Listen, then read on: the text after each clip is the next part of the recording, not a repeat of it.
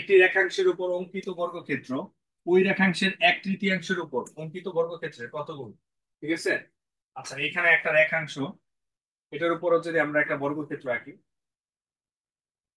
তো আমরা একটা রেখাংশ নিলাম, এটার উপর আমরা একটা রেখা, হ্যাঁ, রেখাংশ, এটার উপর আমরা একটা বর্গক্ষেত্র আঁকলাম।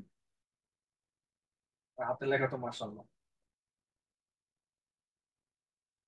পেট মোটা বর্গক্ষেত্র হয়ে গেছে।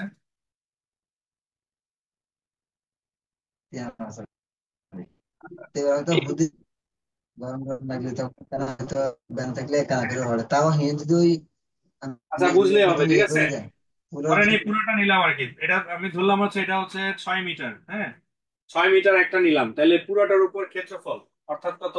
এটা হচ্ছে 6 স্কোয়ার, তার মানে কত? 36, তাই না? তাহলে কত মিটার হলো? 36 বর্গ মিটার বা মিটার স্কোয়ার পেয়ে গেলাম এটা। এখন আমাকে বলছে যে পুরাটা না নিয়ে এটা হচ্ছে যে 3 ভাগের 1 ভাগ, এটাকে তিনটা ভাগ করলাম, তিনটা ভাগ করে 1 করে, তাহলে পুরাটা যদি 6 হয়, এইটুকু কত? 2। তাহলে এটার উপর যদি আমি একটা বর্গক্ষেত্র আঁকি, এখানে যদি একটা বর্গক্ষেত্র আঁকি, তাহলে এটা কি হবে? 2 স্কোয়ার, 2 স্কোয়ার মানে কত? 4।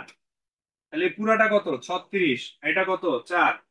তাহলে এটাকে যদি আমি ভাগ করি, কোনটা কোনটার কত গুণ? কয় গুণ হইলো? 9 গুণ। তাহলে উত্তর কত গুণ হবে? 9 গুণ। বুঝতে পেরেছি? বুঝতে পেরেছি স্যার? ক্লিয়ার? ওকে।